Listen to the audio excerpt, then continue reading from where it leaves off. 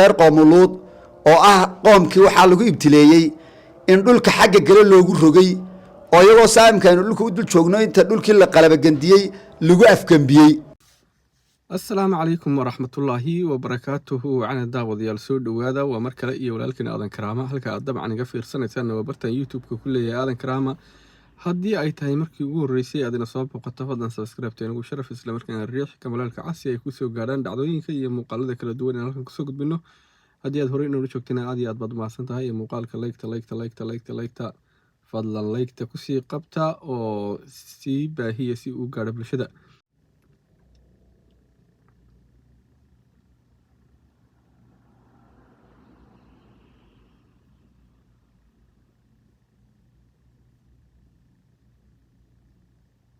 wanaag farista iyo xumaan reebista Soomaaliland ayaa dhinacayga fadhiya gudoomiye Muuse Jaamac Cabdi gudoomiye ugu horeyn soo dhawow bal gudoomiye hadii aad la socoto falcelin badan ayaa ka soo noqotay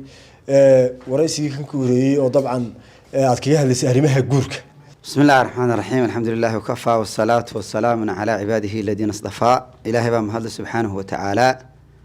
مركل لبعض نحن مهد علنا تي في هوريال iyo shaqaalihiisa عبد القادر بيلودنا أدنى كاربك ومهد علنا يا هذه أدبا مهسنتهن شقة في عنا بالشدة أدمر والبا لدح جوجتان أو بهن إنسان خيرك يا أرمها دنت جود انتبع ولا الآن أرنت أرنتي waxay hayd guurkeena oo markaa aynu kaga hadalay qodob kooban oo aynu kaga hadlaynay inuu guurku mudan yahay in la dhiiri geliyo oo markaa waxa weeye bulshadana meel muhiim ah ugu jiro waxaananu ka garanaynaa runtii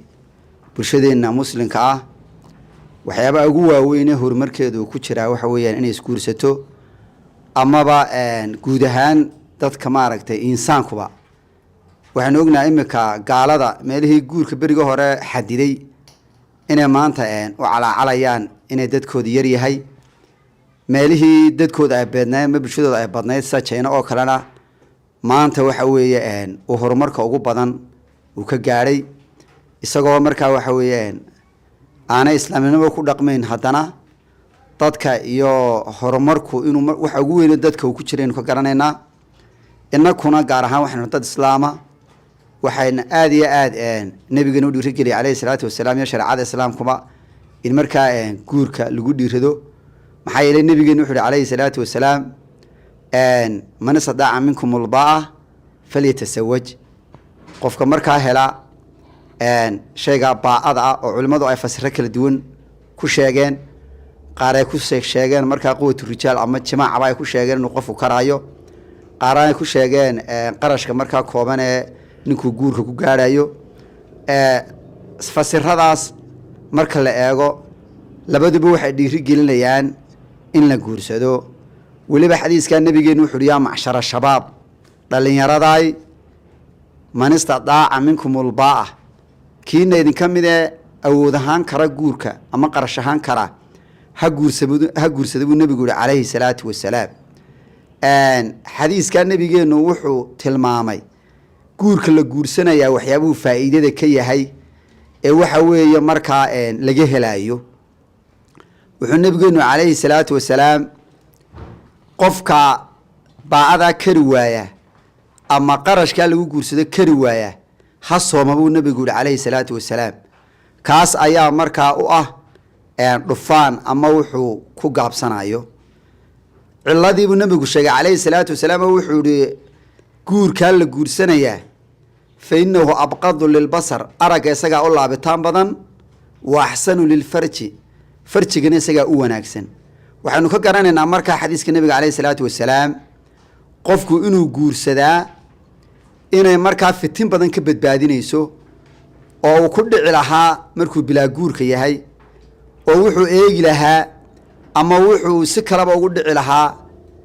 أو هنتي أعدو بدن أو أن سنة xumaan la geli lahayd inuu markaa guurku ka badbaadinayo ayuu xadiiska nabiga ka garanayna calayhi salaatu wasalaam waxa daba xusid mudan cidda guurka wax ka sheegaysa ee oranaysa guurka daha lagu xiro ama guurka horumarka ayuu wax yeelayaa oo sida waxbarashada kale ka hor imanaya waxaanu leenahay hortu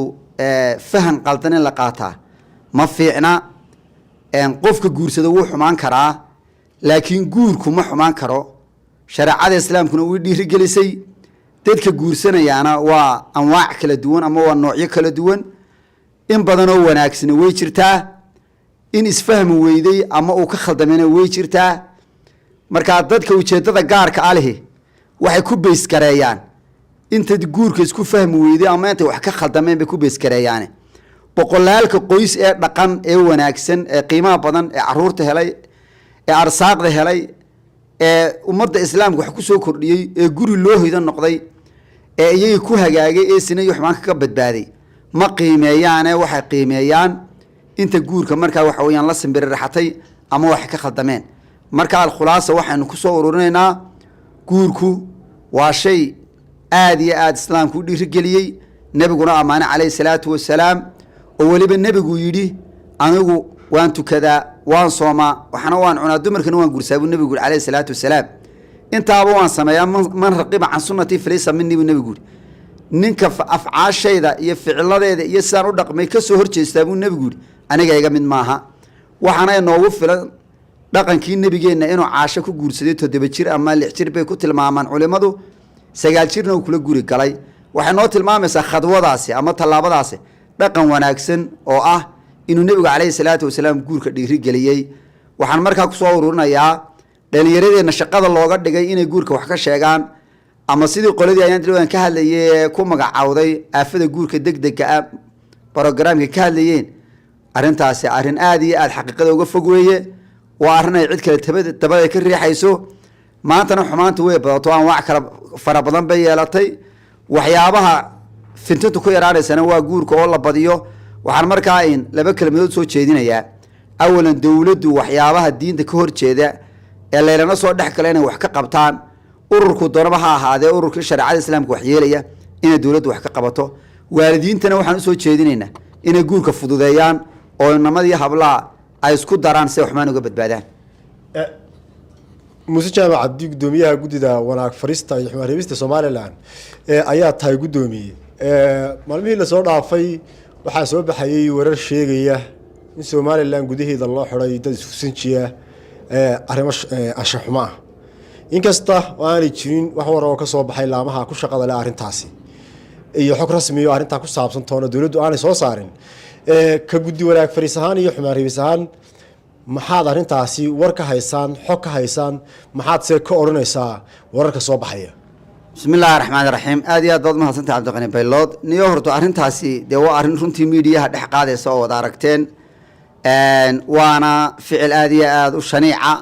oo aad iyo aad u xun runtii waana wax in la sheego ama in afka lagu ballaadhiyo laga wanaagsan yahay oo arrin aad u jariime ah weeye in la sheega ama dalkeena lagu sheegana iyadaaba xishood mudan oo leedahay waxa ay wax soo dhex galay laakiin maadaama ay soo shaac baxday oo imika la sheegayo waxaanu leenahay arrintaas waa arrin xun xukunka islaamkuna waa in la laayo wuxuu nabigu yiri calayhi salaatu wasalaam in xadiis ibn Abbas man wajadtumuhu qofkaad ka heshaan yacmalo camal qowm luudin isagoo sameynaya faqtuluhu nabigu dilay buu yiri calayhi salaatu wasalaam alfaacila wal mafcuul bihi ka sameynaya iyo ka lagu sameynayaba shareecada islaamku waxay xukuntay in la dilo axaadiis fara badan iyo aayaad fara badan ba ku soo aroortay marka inuu ficilkani xun yahay oo aad iyo aad shaniic u xun yahay waxaanu ka garanaynaa xukunka shareecada islaamku ay uga sameysay oo dil ah waxa kale oo xusud mudan reer qoomuluud oo ah qoomkii waxaa lagu ibtileeyay in dhulka xagga gale loogu rogay oo iyagoo saamkaanu dhulka u dul joogno inta dhulkii la qalaba gandiyey lagu afgambiyey ficilkaa markaa ay markaa banaysteen markaan waxaanu leenahay arrintaas waa arrin aad iyo aad u xun waxaynu kaga badbaadi karnaa inaynu xukunku ilaahay subxaanahu wa tacaala u sameeyey aynu marino baaqa ugu weyn markaa waxaanu usoo jeedinaynaa golaha baarlamaanka oo ah golaha waxa weyn xeerarka dalkan qaabilsan oo maalin walba aynu maqallo xeer bay dejiyeen iyo hawl bay qabteen waxaanu leenahay xeerarka lafdhabarka ee dalkan iyo dadkiisaba badbaadinaya iyo diintiisaba waa inaad ugu horeysiisaan oo ah xeerarka lafdhabarta ah ee ummaddana ku badbaadayso inaad ugu horeysiisaan oo aad waxa weeyaan markaa baaskareysaan oo aad waxa weeyaan ansixisaan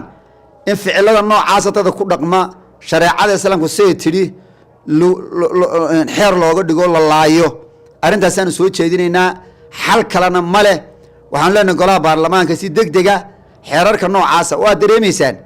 marka waxaa maanta la sheegayo nin kasta oo maanta dalka ku noole niyad jab weyn baa kaga jira caruurtiisa soo koraysaa maxay la kulmi doonaan inta waxaan insaan usii socdo marka waxaanu leenahay waa dal la-aan iyo dad la-aan iyo diin la-aan baa ka imanaysa dhaqamada noocaasa haddaynu sii eegano runtii waxaynu soo jeedinaynaa dowladdu way la tacaalaysaa inta awooddeeda ah laakiin waxaa dhiman in sharcigii ilaahay u sameeyey aynu marino kaana waxaan leenahay baarlamaanku inay baaskareeyaan oo ay socodsiiyaan isla markaana aynu kaga badbaadno cid kastoo ficilka ay noola iman lahayd oo saa nebigu yihi calayhi salaatu wasalaam faqtuluuhu alfaacila wamafcuulu bihi in la laayaynu soo jeedinaynaa xeerkaana baarlamaanka aynu ka codsanaynaa si degdegeen u ansixiyaan siduu dalka iyo dadka iyo diintuba ay u badbaado laakiin maadaama idinku aada wax u baadhaan culimo ahaan arrimahan oo kalena waxa weeyaan dabcan baaritaan badan ku samaysaan jiritaankooda horta maxaad ka xaqiijinaysaa sheekh muuse wallaahi walaaleen dee runtii sidaan sheega hortu in la sheega ama afka lagu ballaariya waa wax laga wanaagsan yahay oo hadalqeedkaada xun waxa la findhicilku maxaaraanba mase waa xalaalo hadalqaadkiisaaba xun baa layidhi waxaani waxa weeye waa wax runtii dee inagu dhex jira waxaana jecelahay laamaha dowladda baaritaanka qaabilsan inaan qodobkaa u deyno waa tahay daawadayaal haddii aad hore inoola joogtay waad ku mahadsantahay si joogitaankaaga madaxa ayaad inoo saaran tahay muuqaalka lay kusii qabo haddii aad inagu cusub tahayna fadlan subscribe inoo saar si ay kusoo gaadhaan muuqaalada iyo dhacdooyinka xiisaha leh halka kusoo gudbino tan iyo muuqaalka mid lamid ah waa walaalkan karaamada kaga tegaya asalaamu calaykum waraxmatullaahi wabarakaatu nabadiino